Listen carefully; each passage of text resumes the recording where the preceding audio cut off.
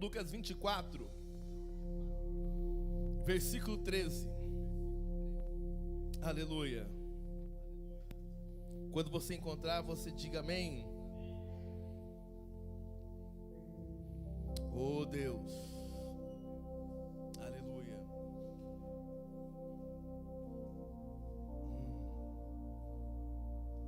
Aleluia. Aleluia, Jesus. Aleluia, Jesus. Iralabaçu. Você achou? Então diga assim comigo. Atualize. Vamos de novo? 3, 2, 1. Atualize a mensagem. Cristo vive. Amém? Atualize a sua mensagem. De nada vale uma verdade desatualizada e fora do tempo. De nada vale eu dizer os filisteus vêm ali. Isso já passou. Está fora do tempo. Naquele mesmo dia, 2 deles estavam de caminho para uma aldeia chamada Emaús, distante de Jerusalém, 60 estádios. Iam conversando a respeito de todas as coisas sucedidas. Pai, essa é a tua boa, perfeita, bendita palavra. Fala conosco, Senhor, uma vez mais. O teu Espírito Santo que vem trabalhando aos nossos corações desde a hora que entramos aqui, ele continue, Senhor, encontrando rendição em nossa vida. Queremos estar rendidos ao teu amor, rendidos à tua obra transformadora, Senhor, a tua obra salvadora. Meu Deus, que o meu coração, a minha mente venha estar atenta à tua palavra uma vez mais. Que nenhuma semente caia à beira do caminho, Senhor, mas que cada uma delas encontre boa terra em meu coração, para que ela frutifique a 30, a 60 e a 100 por 1, em o nome de Jesus, amém. Pode se assentar. Uma mensagem correta, mas desatualizada, ela pode trazer sérios problemas. Sérios. Nós vamos falar aqui um pouquinho de 2 discípulos que eles estavam carregando uma mensagem desatualizada. E eles não são os únicos. Mais à frente, Paulo vai encontrar alguns discípulos, homens fiéis, homens tementes a Deus. E aí Paulo vai perguntar para eles assim: vocês conhecem o Espírito Santo? E aqueles homens falam com muita humildade: não, nós nunca ouvimos falar do Espírito Santo. O apóstolo Paulo se assusta e fala: uai, mas com que batismo vocês foram batizados? E eles disseram: fomos batizados no batismo de João. O batismo de João é uma verdade, amém? O batismo de João foi a proclamação para preparar o caminho ao Messias. Era uma mensagem verdadeira, era uma mensagem profética, era uma mensagem de confronto, mas era uma mensagem de preparo até os dias de Jesus. E quando Jesus vem, um novo batismo é estabelecido. Agora o batismo que sela o nosso compromisso de cristão. Um batismo que é feito em nome do Pai, que nos amou tanto, que deu seu Filho único para morrer por nós. Um batismo em nome do Filho, Filho do seu amor, obediente até a morte e morte de cruz. E em nome do Espírito Santo, que é aquele que opera na minha e na tua vida a convicção do pecado, da justiça e do juízo. Só que o Espírito Santo não faz só isso. O Espírito Santo também, ele nos traz a revelação de quem é o Cristo. Ele nos traz a revelação acerca do que as Escrituras estão dizendo para nós. É muito importante estar com a mensagem não somente correta, mas uma mensagem também atualizada. Abraão, ele recebe uma direção de Deus, recebe uma mensagem clara, Edevaldo. Deus fala assim: Abraão, pega o menino aqui e sacrifica lá. E Abraão pega o menino aqui e sacrifica lá. Só que segundos, instantes antes do sacrifício, Abraão recebe uma outra mensagem do céu. Abraão, já sabemos que, sei agora que seu coração é comigo, sei que você é fiel. Está ali o cordeiro, ó, pega aquele cordeiro ali agora. Vamos comemorar, vamos celebrar. Só que se Abraão não tivesse se atualizado no caminho, na mensagem, se ele não tivesse ainda com os ouvidos abertos à voz de Deus, talvez se eu e você estivesse no lugar do Abraão, você ia falar: te repreendo, é o diabo que está falando comigo. Deus falou para mim pegar o moleque e vir para cá. Se eu estou ouvindo agora uma voz falando que não é para sacrificar, então pode ser até o diabo. Mas ele, pela intimidade com Deus, ele foi ouvindo o Senhor, e a mensagem foi atualizada durante a missão. Fala com o teu irmão bem assim: não fique preso numa palavra antiga, porque o que Deus tem para a sua vida vai se atualizando ao longo da sua caminhada. Amém? Deus vai nos preparando, Deus vai nos construindo ao longo da caminhada. Aqui nós estamos falando do domingo de manhã, o domingo de Páscoa. E esses discípulos aqui, o texto deixa muito claro, estão totalmente frustrados.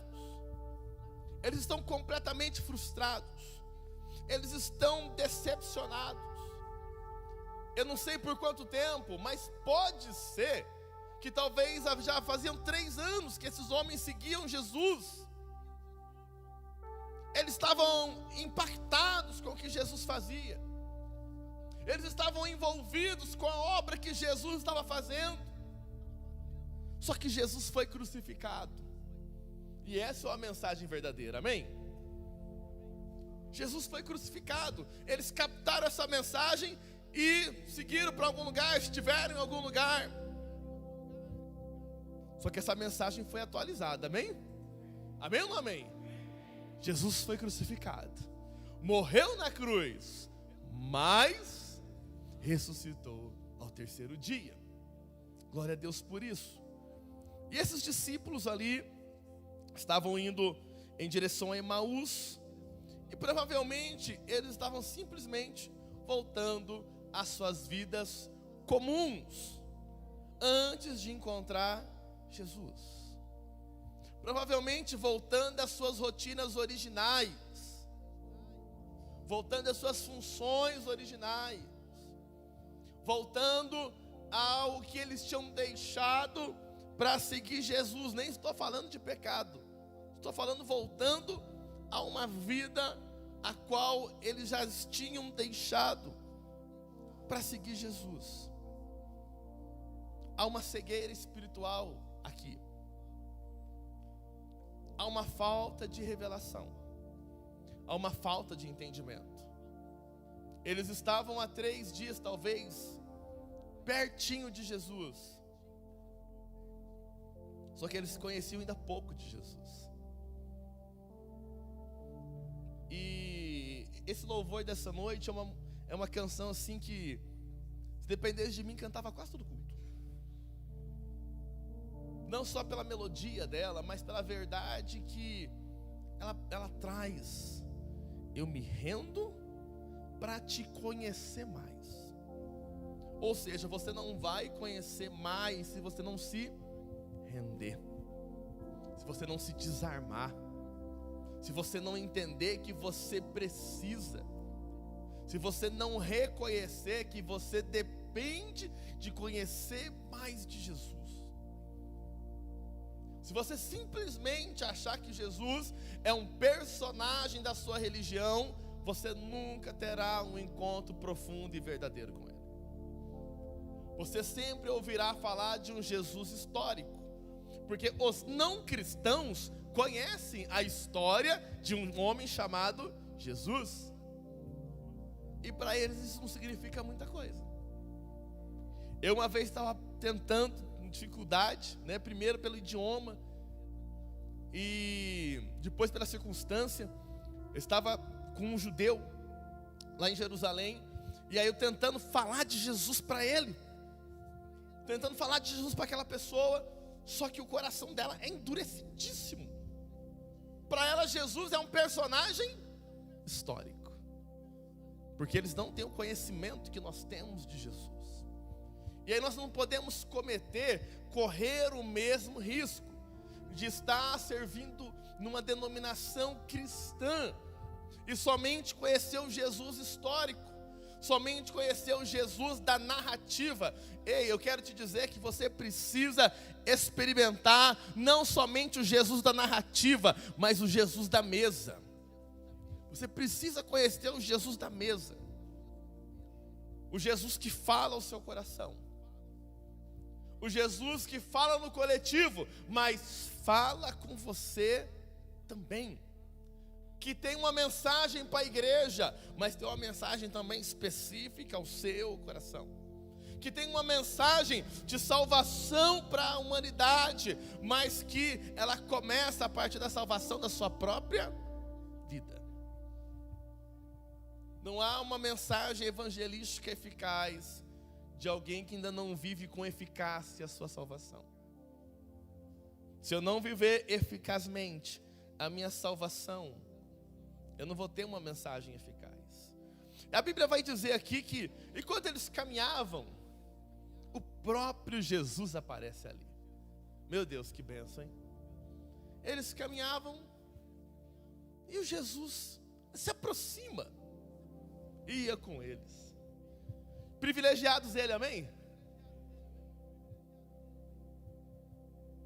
Vocês concordam que é privilegiado alguém que Jesus vem e caminha com ele? Amém? Quem concorda que é um privilégio? Eu vou te pegar agora, hein? Quem concorda que há uma igualdade na Trindade? Pai, Filho e Espírito Santo. Então talvez Jesus não caminhou contigo para o caminho de Emaús, mas o Espírito Santo não caminha com você todo dia? Caminha ou não caminha? Caminha ou não caminha? Então, se os discípulos de Emaús são privilegiados porque eles caminharam com Jesus naquele dia, quem é você que o Espírito Santo habita dentro de você? Você é muito mais que privilegiado, não é possível? Ou não? Não. A noção desse privilégio, ela começa a definir a clareza que nós temos dele, a clareza que nós temos de Jesus, da sua obra. Então olha que legal, eles estão caminhando com Jesus, e a Bíblia tem umas expressões assim, que, uau, arrebenta tudo, gente. Porém, vamos ver se é porém, se é mais. Pode passar o versículo 16. Pega aqui, tudo bem. Aconteceu que enquanto conversavam e discutiam, o próprio Jesus se aproximou e ia com eles. Os seus olhos, porém, estavam fechados. Pastor Eduardo, não adianta estar diante da beleza de Jesus se os meus olhos estão fechados. Eu não contemplo, eu não aproveito, eu não consigo discernir. E se eu não entendo, eu não consigo desfrutar. Eu só consigo desfrutar daquilo que eu entendo. Eu só consigo aproveitar, eu só consigo valorizar, eu só consigo extrair o benefício máximo daquilo que de fato eu consigo entender, daquilo que de fato eu consigo compreender. Então esses discípulos com os olhos fechados, eles estão diante de Jesus, mas não estão usufruindo nada disso. Não estão tendo benefício, não estão conseguindo compreender. E ali nós temos nesse texto uma grande lição da graça. Porque Jesus podia olhar para eles, esses mané aqui não estão nem me vendo, vou embora. Tenho certeza, se eu chegar lá onde está Marta, minha mãe Maria e as mulheres, na hora elas vão saber que sou eu. Esses cabeçudos aqui não estão nem percebendo. Mas eu não sei você, eu, graças a Deus, também era um cabeçudo. Mas a graça de Deus insistiu comigo. A graça insiste com nós. A graça insiste conosco. A graça de Deus não nos despreza. A graça de Deus, ela vai se desdobrando. Ela vai se desdobrando até que de alguma forma ela alcance o nosso coração. E ali Jesus faz uma pergunta para eles, porque as perguntas são pedagógicas. E na pergunta Jesus pergunta bem assim para eles: ei, meninos, por que vocês estão assim preocupados? Por que vocês estão cabisbaixos, com o celular no modo avião? Por que vocês estão tão chateados aí? Por que vocês estão tristes? E aí, vamos perceber um pouquinho do que eles falam? Versículo 19, né? Respondeu, 18: és o único, porventura, que tendo estado em Jerusalém, ignoras as ocorrências dos últimos dias? Basicamente ele fala: você não está sabendo o que aconteceu? Como é que você não sabe? Aí ele vai explicar. Não, Jesus pergunta, né? Olha que Jesus, o que aconteceu? Aí eles explicam para Jesus. Aconteceu que Jesus, o Nazareno, olha só, perceba as palavras. Jesus, o Nazareno, que foi um profeta poderoso em obras e palavras diante de Deus e de todo o povo. 20. E como os principais dos sacerdotes e os nossos príncipes o entregaram à condenação de morte, o crucificaram. E nós esperávamos que fosse ele o que remisse Israel. Mas agora, com tudo isso, e já hoje, o terceiro dia, desde que essas coisas aconteceram, é verdade que também algumas mulheres dentro de nós nos maravilharam, as quais de madrugada foram ao sepulcro e, não achando o seu corpo, voltaram dizendo que também tinham visto uma visão de anjos que dizem que ele vive. E alguns dos que estavam conosco foram ao sepulcro e acharam ser assim como as mulheres haviam dito, porém não o viram. Então Jesus lhe disse: ó cabeçudos, nécios e tardos de coração para crer o que os profetas disseram. Então, o que o testemunho deles diz? Pegando aqui que está fácil, Jesus diz: olha, honestos. Nécio é bobão. Isso é bobo. Honestos e tardos de coração para crer. Não é tardos de coração, ou seja, eles não eram lentos ou vagarosos para dar cesta básica. Eles não eram lerdos ou vagarosos para ir para a igreja. Eles não eram lerdos ou vagarosos para ouvir uma canção. Mas eles eram lerdos e vagarosos para crer. E sem fé é impossível agradar a Deus. Então o que eu percebo nesse texto? Primeira coisa, que esses discípulos, mesmo eles estando com Jesus, havia uma lacuna, havia uma falta de completude do entendimento, faltava uma leitura espiritual, faltava revelação para eles. Eles não criam da forma correta. Se voltar no 19, eles vão falar algumas qualidades ali no versículo 19. Eles vão falar que ele era o Nazareno, varão, profeta, poderoso em obras e palavras, mas eles não vão falar algumas palavras principais. Eles não citam que ele é o Filho de Deus. Eles não citam que ele é o Salvador do mundo. Eles não citam que ele é o que era e o que há de vir. Eles não citam que ele é o Redentor. Então, quando eles colocam aqui essas palavras, quando eles pensaram em Jesus, foram as primeiras coisas que vieram ao coração deles, e eram qualidades, sim, eram qualidades importantes, mas não eram as qualidades mais marcantes da vida de Jesus. E sabe o que isso expõe, Wesley? O nível de conhecimento que eles tinham dele. Porque você, sem me conhecer muito, você pode falar que eu gosto de azul. Eu prego de azul quase todo domingo. Gosto de azul. Gosto do quê? O que mais eu gosto? Como bom pobre, eu gosto de macarrão com carne moída. Gosto de pudim. Você não precisa me conhecer muito para ver que eu estou acima do peso. Você não precisa me conhecer muito para saber que eu torço para o melhor time do Brasil. Nem torço mais, é só para ficar bom na mensagem. Quem me conhece um pouquinho, o pastor Everton é corintiano. Tá bom. O pastor Everton fala ar, ir, ur. Não fala? Porque ele veio de onde? Veio do Paraná. Ou seja, você tem um nível de entendimento sobre a minha pessoa que é incomparável ao da minha mãe. E que já ficou incomparável da pastora Paula, que tem um nível de intimidade muito maior.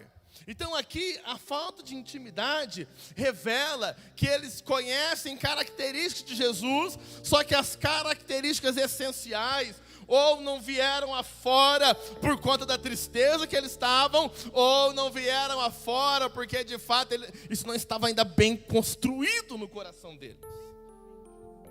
E aí qual que é o retrato de uma boa mulher de Deus, um bom homem de Deus, que não se aprofunda em conhecer Jesus? Ele conhece verdades isoladas, só que ele continua caminhando para o mesmo lugar de onde ele começou. Ele tem verdades isoladas a respeito de Jesus, só que na primeira crise ele quer voltar para Emaús. Na crise ele quer voltar para o lugar de origem. Na crise ele quer voltar para aquele lugar de onde ele veio, porque a fé dele fica abalada, a fé dele não está bem firmada, o entendimento dele não está bem construído. E a Bíblia retrata claramente ali esses discípulos como homens de olhos fechados. Olhos fechados falam de direção. Então esses homens estavam sem direção. E assim é um homem, uma mulher que só conhece Jesus de ouvir falar. Ele tem palavras isoladas, mas ele não tem uma direção clara. Ele erra para a direita, ele erra para a esquerda, ele erra para trás, ele erra para frente, porque o olho dele é somente um olhar natural. Falta um olhar espiritual. Mas também é verdade que os homens e mulheres que conhecem a Jesus Cristo, eles vão acertar o alvo, eles vão acertar o caminho, porque eles têm uma visão espiritual, há uma revelação dentro deles, e o Espírito Santo os dirige com clareza. Havia aqui falta de direção, irmãos. E tem gente muito boa, sem direção. Quer ver um exemplo de um povo bom? Lucas 8, ou melhor, Lucas 9.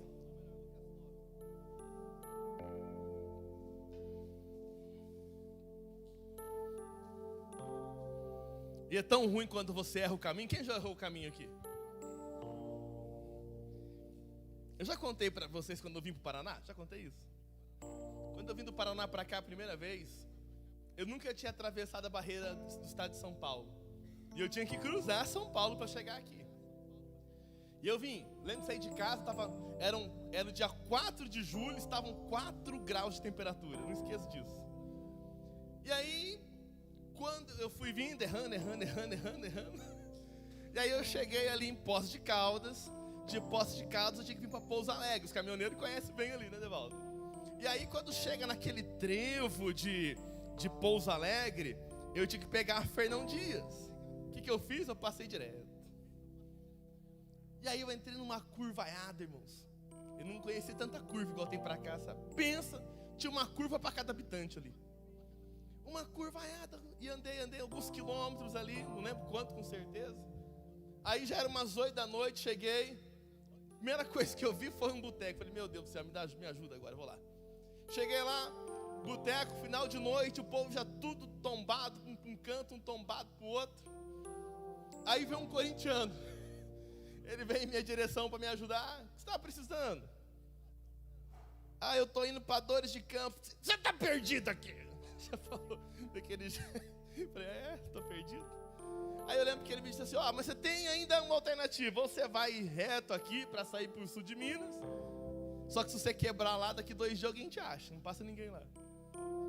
Ou você volta. E eu falei, Falei, o caminho que eu cheguei era ruim. Mas pelo menos eu já conhecia, né? E aí, além da dor no coração de ter errado, era a dor de fazer o caminho de volta para aquela curvaiada toda. Então, quando você está caminhando sem revelação, errando, você tem tanta dor de entrar em situações erradas, quanto a dor de voltar daquelas situações que você cometeu, que você fez sem o entendimento correto. Aquilo me custou dormir na estrada, que me desgastou tanto que eu parei para dormir em Três Corações. Não consegui completar aquela missão daquele dia porque eu errei o caminho. Olha como que é sério isso. Olha como que é sério o risco de andar errado. Mas olha só, tem muita gente boa andando sem revelação. Quer ver? Lucas 9, versículo de número 28.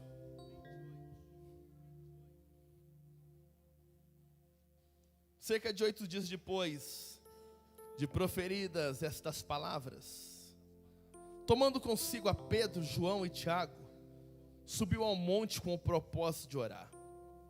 E aconteceu que enquanto ele orava, a aparência do seu rosto se transfigurou, e suas vestes resplandeceram de brancura. Eis que 2 varões falaram com ele, Moisés e Elias, os quais apareceram em glória, e falavam da sua partida, que ele estava para cumprir em Jerusalém. Olha que dia tremendo. Dia tremendo. Jesus chamou 3 escoteiros, Pedro, Tiago e João, os mesmos do barquinho, os mesmos que dormem no Getsêmani. Jesus pega esses 3 escoteiros e fala, vão comigo orar. E ele sobe num lugar, acho que se a minha memória não me trai, é o Monte Tabor. Sobe num lugar para orar. Só que naquele dia a oração não foi diferente. Aquele dia Jesus não orou da mesma forma. Aquele dia diz o texto ali que ele é tomado pela glória, né? A glória que estava dentro dele sai para fora, aleluia. E é quando a glória sai para fora dele, ele fica transfigurado, ou seja, aparece uma brancura, um clarão sobre ele. O apóstolo Marcos escreve assim, ó, uma veste tão branca que nenhuma lavadeira da terra conseguiria deixar branca daquele jeito. Então aquele monte, ele vira um lugar iluminado. Jesus está repleto da glória. E aí aparecem 2 pessoas ilustres agora para falar com ele: Moisés e Elias. O homem que também transfigurava e o homem que falava para descer fogo do céu. Desce aqueles 2 homens ali e eles começam a falar com Jesus. E a Bíblia não fala as palavras, mas a Bíblia diz qual era o assunto. Olha que a Bíblia diz no versículo 31. Eles apareceram em glória e estavam falando com ele a respeito da sua morte, da sua partida, a respeito do que ia acontecer. Imagina essa conversa. Jesus, Moisés, Elias. Imagina você fazendo um selfie numa hora dessa. Que foto fantástica. Só que aí o que acontece? Olha só o texto. Pedro e os seus companheiros, no 32, achavam-se premidos, caindo de sono. Sabe, quem tem muito sono aqui, sabe? Que você está morrendo de sono, você está até meio sonambulando. Eles estavam aqui, eles não estavam desfrutando daquilo que estava acontecendo, de tamanho era o sono que eles estavam, de tamanho que era o cansaço, o sono já tinha vencido eles. E olha só, Pedro e os seus companheiros achavam-se premidos de sono, mas conservando-se, ou seja, lutando para ficar acordado. Eles viram a sua glória, e os 2 varões que com ele estavam, ao se retirarem de Jesus, disse-lhe Pedro: mestre, bom é estarmos aqui, então façamos 3 tendas, uma será tua, a outra de Moisés e a outra de Elias, não sabendo porém o que dizia. Ou seja, estava falando já besteira, estava falando bobeira.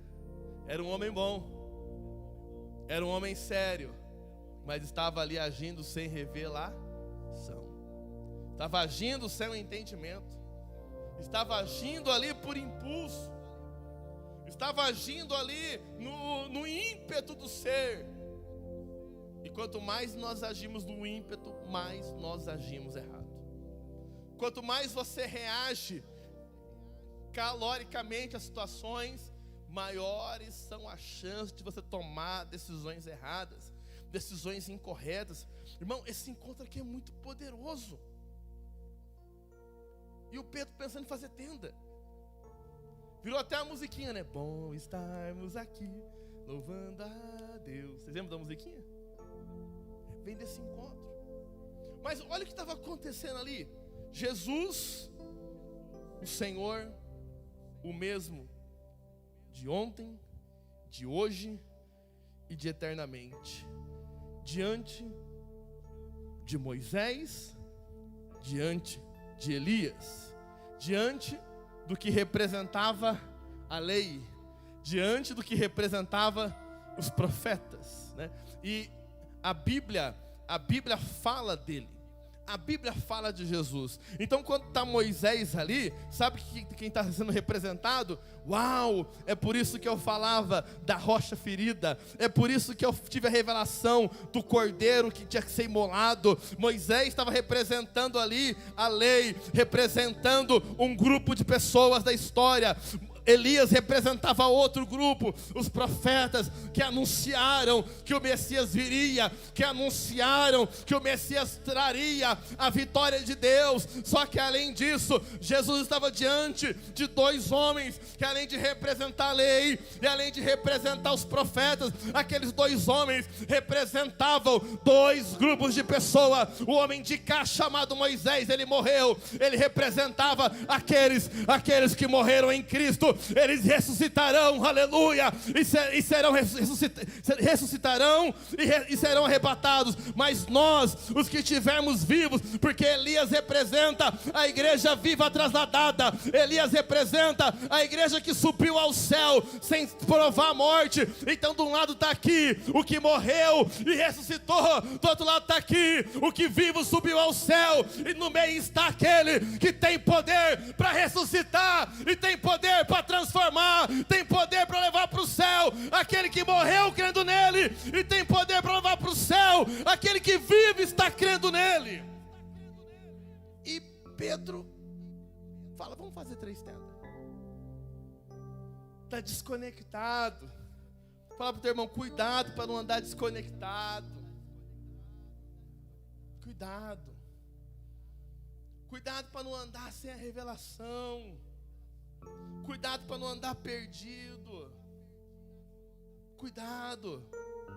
Moisés, a grande figura da Bíblia. Moisés, o homem que conduziu o êxodo, que tirou o povo das garras de Faraó, tirou o povo da escravidão do Egito e trouxe o povo para a terra que emana leite e mel. Só que Jesus é muito maior que Moisés. O êxodo que Jesus fez não foi tirar o povo do Egito. Sabe o que Jesus faz? Ele tira todos aqueles que querem do império das trevas e transporta aqueles que queiram nele para o reino do Filho, o seu reino de amor. O êxodo de Jesus é um êxodo completo. Jesus, aleluia, ele não quer te tirar somente das mãos de Faraó, mas Jesus, ele quer que você, aleluia, entre no reino eterno. Ele quer que você tenha uma vida transformada, mas para isso você vai ter que acordar, vai ter que despertar, vai ter que estar atento. O reino de Deus não é um reino só de conformados, é um reino de transformados. Precisamos de transformação, precisamos de atenção. Então perceba aqui através de Pedro que tem muita gente boa, distraída, perdendo a revelação, perdendo muita coisa rica que poderia ter sido colhida naquele tempo. Imagina se Pedro, Tiago e João tivessem ficado sentadinhos ouvindo a conversa de Jesus com Moisés e com Elias, mas eles perderam para o sono, se distraíram. Voltando lá para o texto, nossos amigos que estavam ali com os olhos fechados, que estavam ali caminhando para Emaús, que ouviram falar que Jesus, até ouviram falar que Jesus vivia, Mas Jesus disse para eles: mas vocês são lerdos para crer, né? Vocês têm o coração duro. Vocês são uma raça ruim. Vocês são uns crentes ruins. Vocês esqueceram de ler a Bíblia. E na Bíblia falava que eu ia ressuscitar. Na Bíblia falava que eu tinha que padecer. Na Bíblia falava que, aleluia, eu ressuscitaria. Eu mesmo disse nos meus sermões quantas vezes eu olhava para o templo e dizia assim: ó, tá vendo esse templo? Ele vai ser derrubado, mas no terceiro dia ele vai ser colocado de pé de novo. Mas vocês estavam sempre distraídos. Estavam distraídos. Só que aí, a graça tem um ponto de conexão. A graça tem um ponto de conexão. Existe um ditado aí fora, bem assim, ó. É um ditado, tá, irmãos? Não é bíblico isso não. Diz bem assim: que quem não vem pelo amor... Ah, vocês estão bons de Bíblia periférica, né? Isso não é Bíblia não, amém? Isso é ditado. Só que a dor, ela pode ser um ponto de conexão. A dor pode ser... A dor é um excelente instrumento para você levantar as mãos e se render. Não vou nem perguntar aqui, mas se eu perguntar quantos daqui chegaram em Jesus através da dor, talvez pelo menos metade de vocês levantaria a mão. A dor é um instrumento de conexão. A dor é um instrumento porque ela bate o nosso orgulho. E quando o nosso orgulho está abatido, nós ficamos mais sensíveis a lembrar que dependemos de Deus. Mais sensíveis. Porque você pode ter 20 anos de crente, 30 anos de crente, você pode pregar bem, pode tocar bem, pode cantar bem, pode ser um bom evangelista, mas nunca deixe de ser dependente de Deus. O dia que você deixar de ser dependente, Ele pode te abater para não te perder. Ele pode te abater. Então aqui os discípulos de Emaús, entristecidos, com os olhos fechados, eles vão agora serem tocados por uma graça tremenda. Um dos meios de graça é as Escrituras. Versículo 25. Jesus dá uma chinelada neles, ó. Vocês são coração duro. 26. Porém, não convinha que o Cristo padecesse essas coisas e entrasse na sua glória? Jesus começa a fazer um quadrinho para eles. Vocês acham que não faz sentido? O tal do Cristo não tinha que morrer mesmo? Ele não tinha que pagar o preço pelos pecados? Ele não tinha que ser o cordeiro imolado? Então não faz sentido ele ter morrido. E aí sabe o que Jesus vai fazer? Jesus vai reconstruir a história para eles. O próximo seguinte diz assim, ó. E começando por Moisés, o símbolo dos que morreram e ressuscitaram, e indo até os profetas, Jesus foi mostrando as Escrituras. E aí, meus irmãos, hoje não, não é de hoje não. Há muito tempo a igreja negligencia a Bíblia. E você não pode negligenciar as Escrituras. Jesus mesmo diz que as Escrituras é que falam dele.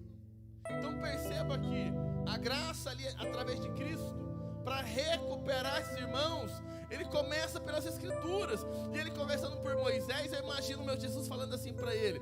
Lembra no dia da Páscoa?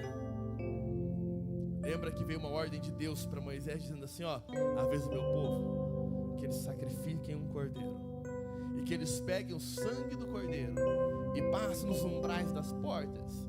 E toda casa que tiver aquela marca, a marca do sangue do cordeiro, naquela casa não vai ter morte, naquela casa não vai ter tristeza, naquela casa não vai ter pânico, porque quando eu vier à noite trazer morte, trazer terror nos egípcios, haverá distinção na casa que tem a marca, da casa que não tem a marca. Imaginemos como é que é uma pregação de Jesus. Imagina, Jesus prega para aqueles homens, e essa pregação ela começa a quebrar a barreira da tristeza, começa a quebrar a barreira daquela falta de fé que estava instaurada ali. Começa a tocar neles. Nada, irmãos, nada é tão importante para você fazer para alguém quanto levar as verdades das Escrituras. Pregue a palavra, pregue Bíblia. Você conhece alguém que você ama aqui que não conhece Jesus? Você tem alguém que você ama? Um parente? Fala da Bíblia para ele. Acaba o culto de hoje, manda um versículo bíblico para ele. Pastor, que versículo? Não sei nem o que eu faço. Manda João 3,16 para ele.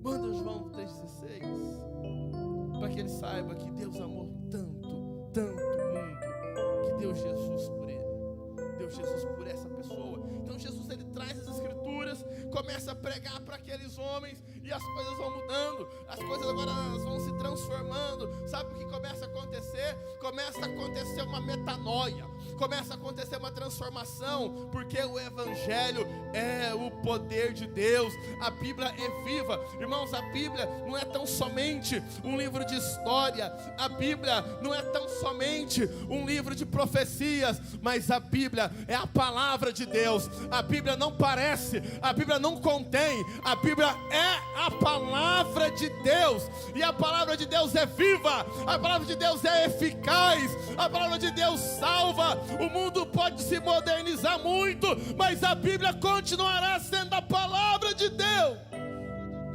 continuará sendo a verdade de Deus para nós. E aí o que vai dizer o texto? Eles vão caminhando, irmãos, com Jesus, e o tempo vai passando, porque a mensagem era boa demais, a mensagem era muito viva, e eles vão caminhando, e não vão vendo o tempo passar, e vão seguindo, até que eles chegam. Opa, chegamos em casa aqui, já chegamos aonde tínhamos que chegar. E no versículo 29 tem outro versículo ali que virou música, né? E eles falam assim: Jesus, fica conosco, fica um pouquinho mais. Jesus não, né? Aquele pregador, eles dizem para aquele pregador: ei, fica comigo aqui, fica conosco, já é tarde, o dia já acabou. Irmãos, por quê? Porque a palavra de Deus, ela é irresistível. A palavra de Deus, aleluia, ela é uma fonte inesgotável de maravilha. E Jesus, irmãos, ele continua liberando graça para aqueles homens, e ele vai com eles. E aí tem um outro texto da Bíblia que me arrasa por dentro. Eles sentaram à mesa. Por isso que eu falei no começo dessa mensagem: não troque o Jesus histórico pelo Jesus da mesa. Queira o Jesus da mesa. Quando tem uma mesa na sua casa, queiram ver Jesus sentado na sua mesa. Queiram, convidem Ele. Comece a convidar Jesus para literalmente: Senhor, senta aqui comigo na minha mesa. Senta aqui comigo. Nas suas orações, irmãos, para um pouquinho de pedir e começa a tentar conhecer um pouquinho mais Jesus. Desejo conhecê-lo um pouquinho mais. Desejo ouvir dele um pouquinho mais. Nós não seremos cristãos autênticos, porque um cristão é um discípulo de Jesus que o representa, parece com ele, pequeno Cristo. Nós não seremos uma representação de alguém que nós não conhecemos. Você não vai ser uma representação adequada de alguém que você não conhece. Então nas suas orações comece a falar: Espírito Santo, aumenta a minha revelação de quem é Jesus. Ei, Espírito Santo, aumenta meu entendimento de quem Ele é, de como Ele age, do que Ele gosta. Você falou que agora há pouco que o pastor Everton gosta de macarrão com... E Jesus, do que Ele gosta? Pergunta para o teu irmão: o que Jesus gosta? O que Ele gosta? Do que Ele gosta? Meu Deus, o que Jesus gosta? E a intimidade vai te fazer sempre ir para o encontro de uma forma diferente. Tem dia que você vai para o encontro com Jesus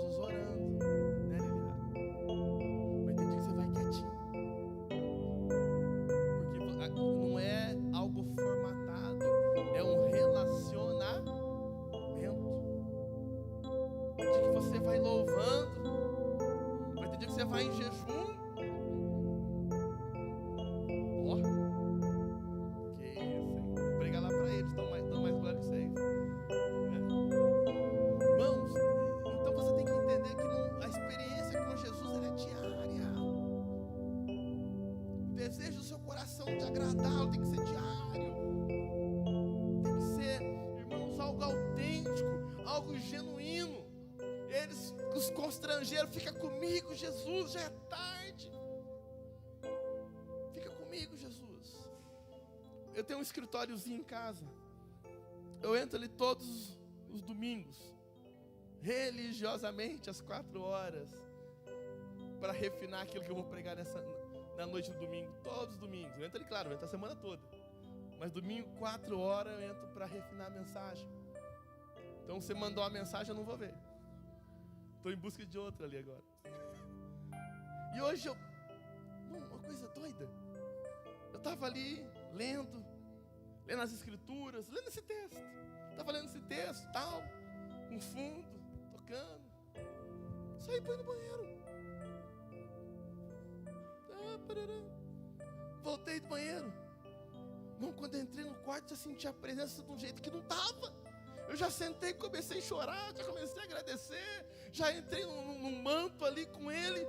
Não estava nada formatado, não estava nada marcado. Eu não entrei pedindo nada, irmãos. Eu não entrei falando, Senhor, vem aqui. Eu não entrei falando, eu não entrei de joelho ali pagando uma procissão. Eu não entrei ali de jejum. Eu simplesmente fui lá para encontrar um pouquinho mais com ele. E quando eu cheguei, a presença dele estava ali, aleluia. E na presença dele, sabe o que eu fiz? Eu não falei nada, eu só me derramei, eu só chorei, eu só cantei cânticos espirituais para ele, orei em línguas espirituais para ele, porque o encontro com ele não pode ser algo formatado.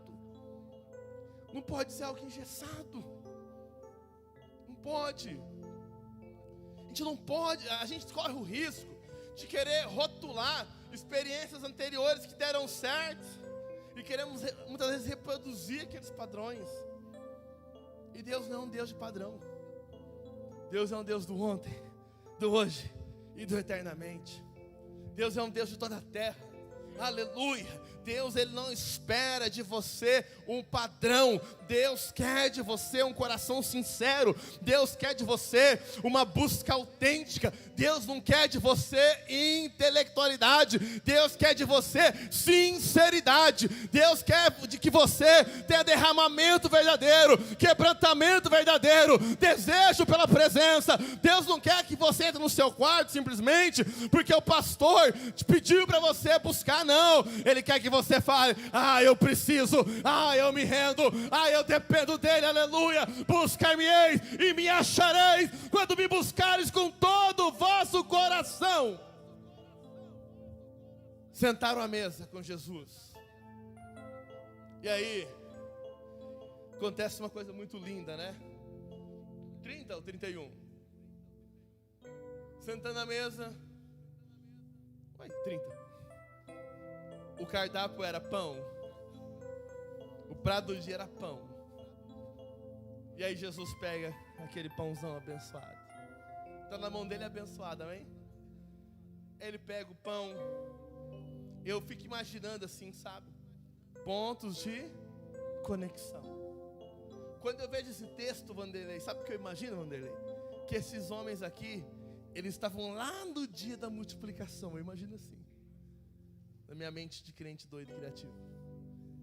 Porque a hora que ele levanta o pão e o abençoa, na hora eles percebem, só uma pessoa levanta o pão assim. Só ele levanta o pão desse jeito. Só ele consagra o pão dessa forma. Só ele faz isso desse jeito. Ou seja, Jesus, ele traz aqueles homens ali pela palavra, traz eles até a mesa, e agora ele vai culminar o ponto de conexão. Opa, esses homens me conhecem lá do dia da multiplicação. Ele pega o pão, ele levanta o pão, a hora que ele parte o pão, eles falam, é ele, só ele parte o pão desse jeito, é ele. E nessa hora ele desapareceu. Uau! Eles olham para o outro, imagina assim, eles olhando um para a cara do outro. Você viu? que era ele em pessoa. Talvez eles nunca tinham ficado tão perto de Jesus assim, né? Sempre estava atrás de Pedro, Tiago, de João, de Bartolomeu, dos 12 apóstolos ali. Mas agora eles estiveram na mesa com Jesus. Jesus, aleluia, demonstrou graça para aqueles homens. Pelas escrituras, trouxe eles de volta. E pelo partir do pão, ele libera uma conexão. Sabe o que eu quero te dizer, irmãos? Tenha certeza disso. Jesus, ele quer sentar na mesa com você. E quem diz isso não é eu não, ele mesmo fala: eis que eu estou à porta e bato. E se alguém abrir a porta, eu entrarei e cearei com ele. É a promessa dele. Ele quer entrar e cear conosco. Ele quer entrar e se revelar.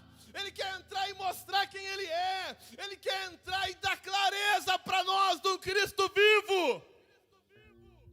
Ele quer atualizar em você quem Ele é.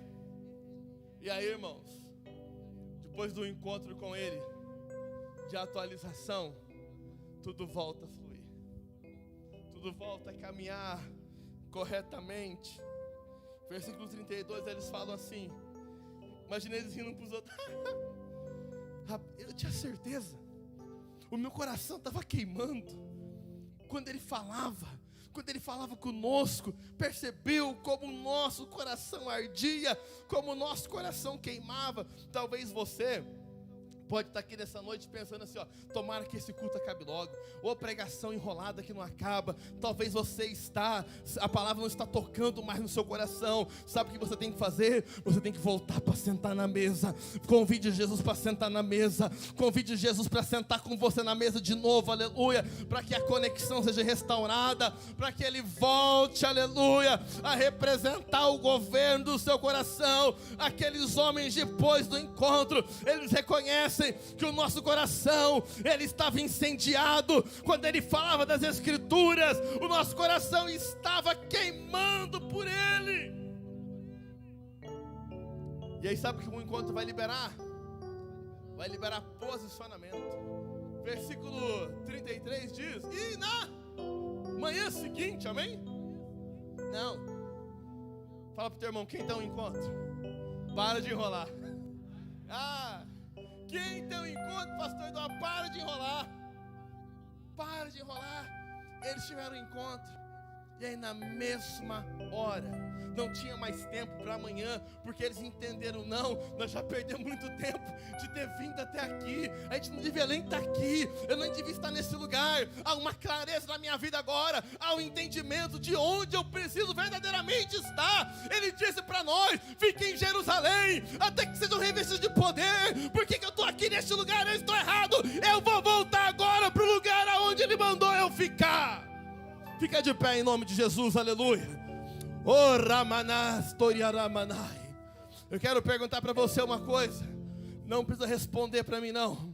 Só responde no seu coração. Aonde Jesus falou para você estar? Aonde Jesus falou para você se posicionar? Aonde Jesus pediu para você aguardar? Quais promessas foram estabelecidas no seu coração que você tem se desviado delas? Qual palavra Cristo liberou sobre a tua vida e você ao longo dos dias, conforme o tempo foi passando, foi deixando de acreditar e foi também caminhando para Emaús, quando você deveria ter ficado em Jerusalém? É noite de você abrir os seus ouvidos espirituais e se reposicionar. É noite de você entender: eu tenho que voltar para Jerusalém. Ele pediu para mim ficar ali, e ali é o lugar da minha bênção. Ali é o lugar onde eu devo estar. Ali é o lugar onde a palavra vai se confirmar sobre a minha vida. Ali é o lugar onde vai acontecer alguma coisa. E a Bíblia diz que na mesma hora eles voltam para Jerusalém, aonde eles acham reunidos os 11 e outros com eles, que diziam: o Senhor ressuscitou e já apareceu a Simão. Então os dois contaram o que lhes acontecera no caminho e como fora por eles reconhecido no partir do pão. Igreja é um lugar abençoado, irmãos. Igreja é um propósito de Deus. E não digo dessa placa, eu digo a igreja do Senhor. Porque na igreja é um lugar onde a nossa fé vai sendo somada à fé um dos outros. Os discípulos estão lá fechados no cenáculo. As mulheres falando, nós vimos ele. Nós tivemos um encontro com ele. A fé dos discípulos estava aqui. Agora chegam esses dois correndo. Chegam suados, chegam alegres e falam: ei, nós acabamos de ter um encontro com Jesus também, aleluia. A fé que estava aqui, ela vem para cá, aleluia. E a fé atrai a presença, a fé atrai a glória, a fé atrai o milagre. Aquele ambiente ele se alegra, aquele ambiente ele se enche de desejo, aquele ambiente ali ele se enche de expectativa. E a Bíblia diz que mal os dois falaram, o meu Jesus atravessa a parede e diz: paz esteja com vocês. Porque a fé atraiu, a fé viva. Aqueles homens estavam até há pouco tempo com a fé enterrada, mas a mesa, a presença da mesa, as escrituras trouxeram aqueles homens de volta à vida. Isso é avivamento, amém?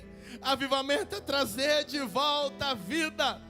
Avivamento é trazer de volta a esperança. Aqueles homens começaram falando: você não sabe, aquele homem morreu, ele não está mais no meio nosso, aquele homem já morreu, aquele homem já passou. E agora que eles estão dizendo: eu tive um encontro com ele partiu o pão e eu vi, Jesus está vivo. Jesus está vivo. Qual é o testemunho do seu coração? Qual é o testemunho que você tem carregado? Você também tem carregado o testemunho de um Cristo vivo? Feche seus olhos comigo em nome de Jesus.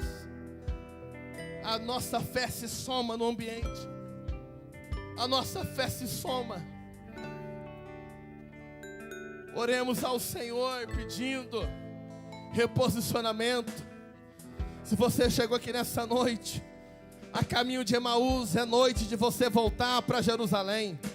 É noite de você voltar para o lugar aonde Deus te chamou. Você sabe, há um chamado, há um ministério, há uma palavra liberada para a tua vida, mas você continua caminhando cabisbaixo para Emaús. Ei, a palavra do Senhor, a palavra, as escrituras nessa noite pregada neste lugar está dizendo: é tempo de voltar, aleluia. É tempo de sentar à mesa com Ele, é tempo de desfrutar da presença, é tempo, aleluia. É tempo de recomeçar. É tempo de atualizar a mensagem. É tempo de atualizar. Antes da gente orar, eu quero te dizer uma coisa. Olha para mim só um minutinho. Se você não estiver orando ainda. Não me importa quem você é agora. Não me importa. O que me importa é quem você vai ser lá em Jerusalém diante dele. Lá no lugar de cumprimento da promessa. Não importa se há poeira em você. Não importa se alguém pode te rotular até como um vale de osso seco. Não importa. O que importa é que a palavra de Deus, o que importa é que você está sentando à mesa nessa noite, aleluia. E sentado à mesa, Ele vai trazer revelação, Ele vai trazer vida para você, porque Ele é o pão da vida, aleluia. Ele vai trazer para você um alimento fresco, e você vai ter a noção imediata: é hora de voltar a Jerusalém, é hora de estar com Ele. Eu vou atualizar minha mensagem. Ele não está morto, mas Ele vive. Ele vive. Pai, em nome de Jesus, nós reconhecemos a Tua glória, reconhecemos o Teu amor, reconhecemos, meu Pai, o Teu domínio, reconhecemos, Senhor meu Deus, aleluia.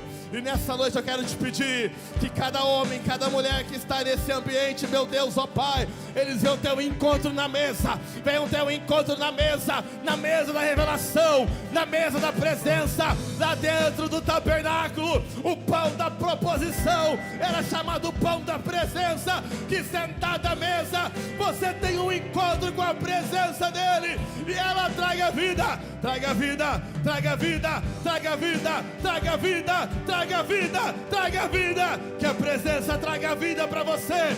Zoe de Deus, Zoe de Deus, Zoe de Deus. Que haja vida, que haja vida, que haja vida, em nome de Jesus. Que a terra seca receba chuva, receba chuva, que haja vida no seu coração, em nome de Jesus.